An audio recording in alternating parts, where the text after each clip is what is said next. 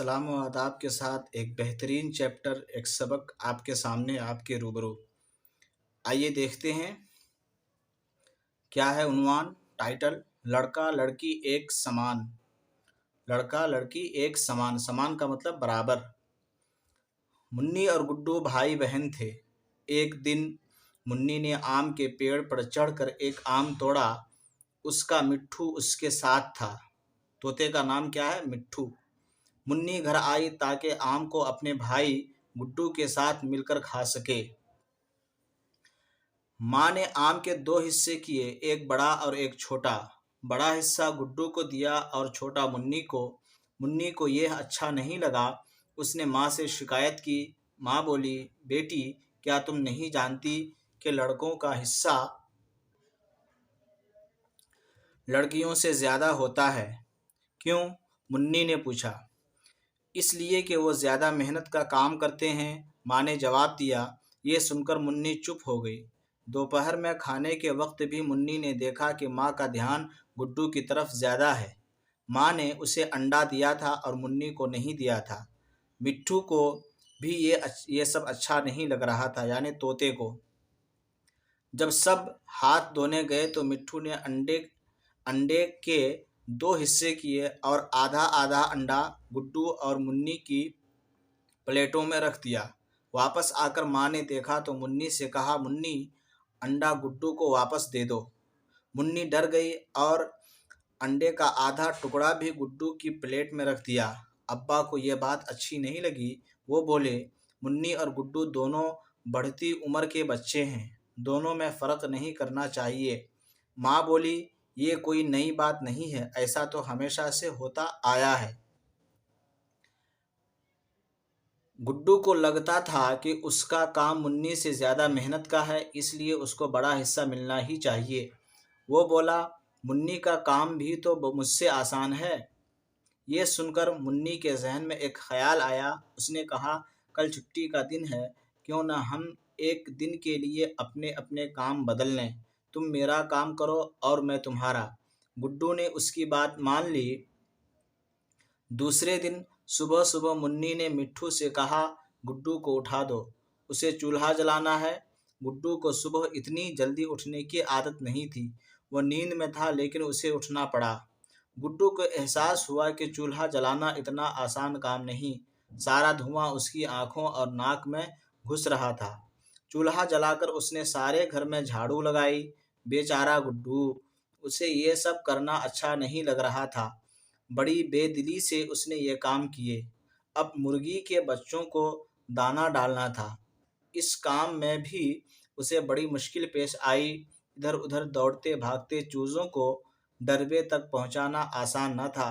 यानी जहाँ रहते हैं मुर्गियाँ, उसे रहती हैं उसी जगह को क्या बोलते हैं? डरबा। और चूज़ा किसे बोलते हैं? मुर्गी के बच्चे को चूज़ा बोलते हैं। दूसरी तरफ मुन्नी आराम से कुछ देर बाद उठी। वह अपने मिट्ठू को लेकर पालतू गाय लाली को चराने के लिए निकलने लगी। तो गाय का नाम क्या है? लाली। तो गुड्डू ने उससे कहा, देखो मुन्नी, ये ख्याल रखना कि लाली किसी दूसरे के खेत में न चली जाए। मुन्नी के जाने के बाद उसने उस जगह की सफाई की जहाँ गाय बांधी जाती थी। फिर अच्छी तरह हाथ धोकर बर्तन मांजने लगा। उसके बाद उसने घड़ों में भी पानी भरा, मटके में। उधर मुन्नी ने गाय को चरने के लिए छोड़ दिया। उसने थोड़ी देर पतंग उड़ाई, कुछ देर छोटे छोटे कंकरों से खेलती रही, फिर एक पेड़ के साए में बैठकर आराम करने लगी। ठंडी ठंडी हवा चल रही थी। थोड़ी देर में उसकी आंख लग गई। आंख लग जाना, सो जाना। अचानक मिट्टू की टींटी से उसकी आंख खुली। वह कह रहा था, लाली गांव के मुखिया के खेत में घुस गई है, यानी गाय चली गई है। मुन्नी लाली के पीछे भागी। लाली ने उसे खूब सताया। बड़ी मुश्किल से वो उसे पकड़ पाई। मुन्नी शाम को घर लौटी तो देखा गुड्डू बहुत थका हुआ है। उसका चेहरा उतरा हुआ था। उसे भूख भी लगी थी। माँ ने गुड्डू को दिन भर काम करते देखा था। उसे उस पर तरस आ रहा था। अब उसे लगा कि वाकई मुन्नी दिन भर कितनी मेहनत करती है। उस रात माँ ने मुन्नी को वो खाना खिलाया जो गुड्डू खाता था। मुन्नी की प्लेट देखकर गुड्डू की आंखों में आंसू आ गए। इतना काम करने के बाद यह खाना, उसने रोते हुए कहा। उसकी इस बात पर सब हंस पड़े। अब यह बात उन उन सब की समझ में आ गई थी कि खाने में दोनों को बराबर का हिस्सा मिलना चाहिए। दूसरे दिन गुड्डू जब स्कूल से लौट रहा था तो सड़क के किनारे अमरूद के पेड़ से एक अमरूद तोड़ा। घर आकर उसने आधा अमरूद काट कर मुन्नी को दिया और बोला, तुम बहुत मेहनत करती हो। उसने वादा किया कि अब वो घर के कामों में उसकी मदद किया करेगा। मुन्नी ने भी इस बात को माना कि गुड्डू का काम आसान नहीं है। मिट्ठू ने अमरूद के दोनों टुकड़ों को देखा और बोला, टी टी, लड़का लड़की एक समान। क्या सीखे इस सबक में? इस सबक में सीखने वाली बात यह है कि माँ बाप को चाहिए कि अपने बच्चों को, चाहे बेटा हो वो बेटी हो, एक समान रहना चाहिए और भाई बहन को आपस में इस बात पर झगड़ा नहीं करना चाहिए कि कौन कम काम करता है, कौन ज़्यादा काम करता है, बल्कि सब मिलजुल कर काम करे। जिसके हिस्से में जो काम आता है वह खुश उसलूबी और अच्छे से वह काम करे। इस सबक में यही कहा गया है। लफ्ज़ और मानी में क्या है? लफ्ज़ की जमा अल्फाज, माना की जमा मानी।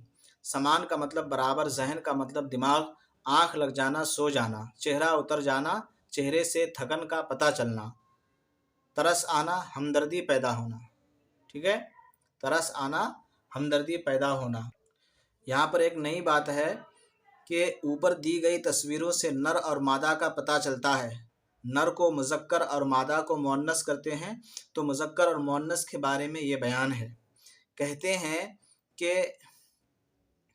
मुज़क्कर और मुअन्नस बोली जाती हैं, यानी बेजान चीज़ें, जैसे पंखा, गिलास, टमाटर मुज़क्कर हैं और घड़ी, सड़क, कुर्सी मुअन्नस है। तो याद रखने वाली बात क्या है कि पंखा, गिलास, टमाटर क्या है? मुज़क्कर अल्फाज हैं। घड़ी, सड़क और कुर्सी मुअन्नस अल्फाज हैं। एग्ज़ाम में कभी कभी पूछा जाता है। ठीक, तो इन लफ्ज़ों को पढ़िए, मुज़क्कर मुअन्नस की पहचान करके मिसाल के मुताबिक निशान बनाइए। पतंग क्या है? मुज़क्कर है। दिन क्या है? दिन मुज़क्कर है। भूख क्या है? मुअन्नस है। पेड़ क्या है? मुज़क्कर है। मेहनत क्या है? मुअन्नस है। वक्त की जमा औकात, वक्त क्या है? मुज़क्कर है। मिट्ठू क्या है? मुज़क्कर है। अंडा क्या है? मुज़क्कर है। बात क्या है? बात मुअन्नस है। छुट्टी भी मुअन्नस है। बर्तन मुज़क्कर है। बहन मुअन्नस है। धुआं मुज़क्कर और मुअन्नस दोनों है। कुछ कुछ अल्फाज ऐसे हैं जिसका वाहिद और जमा बनाना है। जमा लिखा हुआ है, वाहिद बनाना है। औकात किसकी जमा? औकात जमा है वक्त का। शिकायत शिकायत की। ख़यालात ख़याल का। आदात आदत की। एहसासात एहसास। मुश्किलात मुश्किल। वाक़यात वाक़या। तो इस तरह से ये कहानी ख़त्म हो गई और आपको वाहिद, जमा, मुतज़ाद, मुज़क्कर और मुअन्नस, अल्फाज और मानी, इस कहानी में अहम अहम बातें याद रखना है आपको। आज के लिए इतना काफ़ी है। फिर मुलाकात करते हैं अगले सबक में। फ़िलहाल के लिए खुदा हाफ़िज़।